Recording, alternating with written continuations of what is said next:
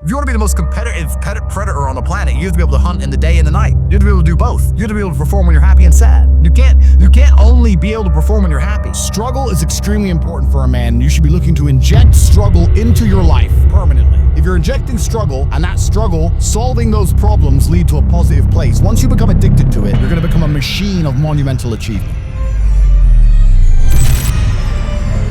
You're as competent as possible if you believe you can affect absolutely everything about your life. You're as competent as possible if you believe absolutely everything that's happened to you, whether good or bad, is completely your fault. You're as competent as possible if you believe the bad things that happen to you are going to allow you to work harder and become even better. When bad things happen to me, the first thing out of my mouth is good. Andrew, this happened. Good.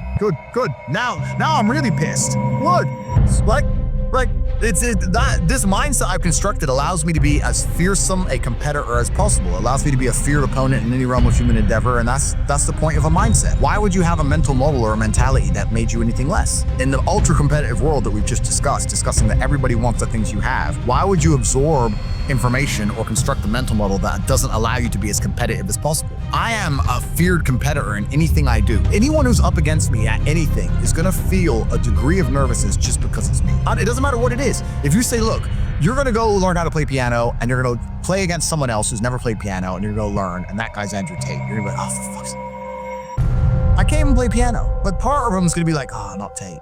Even though I have no piano experience, because they just know me. They know my mindset, they know my determination, they know I'm stubborn, they know I don't quit, they know I'm gonna win. That's just who I am. So I've constructed a mental model that allows me to be competent and to always succeed. And that's how I've come to the conclusions I've come to. And I truly, once again, don't understand how people go through the world with any other mental model. I get asked all the time, but what do you feel? Or what about happiness or depression? That doesn't even, how I feel doesn't cross my mind. I don't know how else to explain it. There are days where I'm pissed off or sad or happy. It doesn't cross my mind. It's just like, I woke up, whatever mood I happen to be in, I have things I need to do. It's a busy day. I need to go training before he gets here. I had a meeting with the bank at 7:15 a.m. I have shit to do. I didn't cross my mind if I was happy, sad, excited. I just had to work. So I think my mental model, to a degree, I'm certainly not a person who doesn't feel emotions, because we're all human. I certainly do.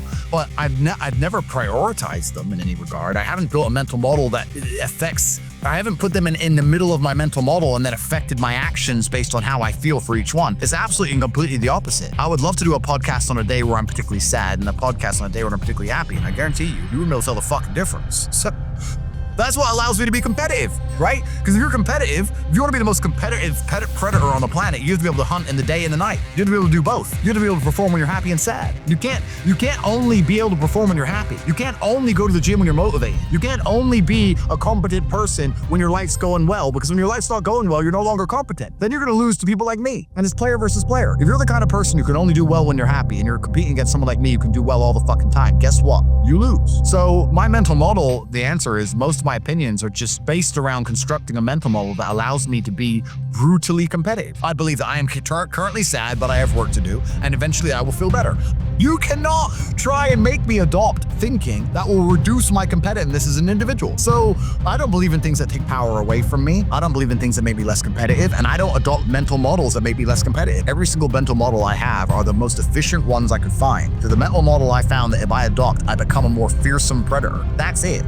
So this is how I've come to all of my conclusions as an individual. Struggle is extremely important for a man. You should be looking to inject struggle into your life permanently. If you're injecting struggle, and that struggle, solving those problems lead to a positive place, once you become addicted to it, you're going to become a machine of monumental achievement. Would you play a video game if it was easy? If you could never die? I mean, cheats get boring pretty quick. You play it because it's hard. That's the whole point of it. You're supposed to struggle with it. You're supposed to suffer with it. So if I woke up and everything was just perfect, that'd be great for a few weeks. But if you just wake up and nothing ever goes wrong, I think that'd be quite depressing in its own way. That's the beauty of life, is the up and the down, because there's no light without dark. So how do you find happiness? Happiness is in struggle. The struggle and the size of the struggle you're facing, along with how important it is and how important you feel it is deep in your heart, is directly correlated to how successful and how happy you're going to feel all of the time. Struggle is extremely important for a man. You should be looking to inject struggle into your life permanently. We talked about this in the past emergency meeting, because if you're injecting struggle and that struggle, solving those problems lead to a positive place, once you become addicted to it,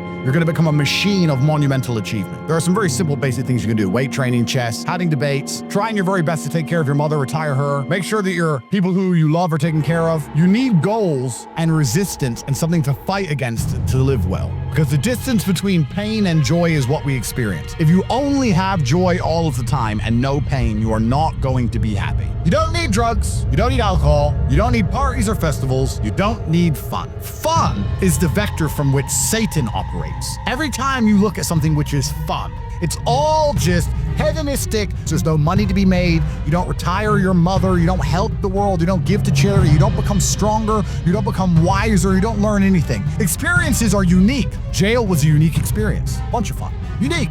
Life's not about fun as a man. Life is about doing the right thing because it must be done. Now, there are some things that are fun which can be earned, and there are some things which are fun that you could do which perhaps involve skill. Driving a supercar around a racetrack is fun. It involves skill. You have to be good at what you do. Cool. But a lot of this fun that is easily accessible to everyone, because not everybody can get a Ferrari on a closed racetrack. I can, you can't, because you're poor. You do not need fun until you've already reached the highest possible echelon. So this whole idea that you need fun in your life, you don't. What you need is purpose. You need discipline. You need hard work. You need things to do which are going to benefit you and others around you. You need duty. You need obligations. And you need performance metrics. You need people around you who are going to hold you accountable. You don't need to be waking up thinking about fun. You're nobodies. You're not important. Nobody knows who you are. You're not physically strong. You're not financially wealthy. You have bigger concerns.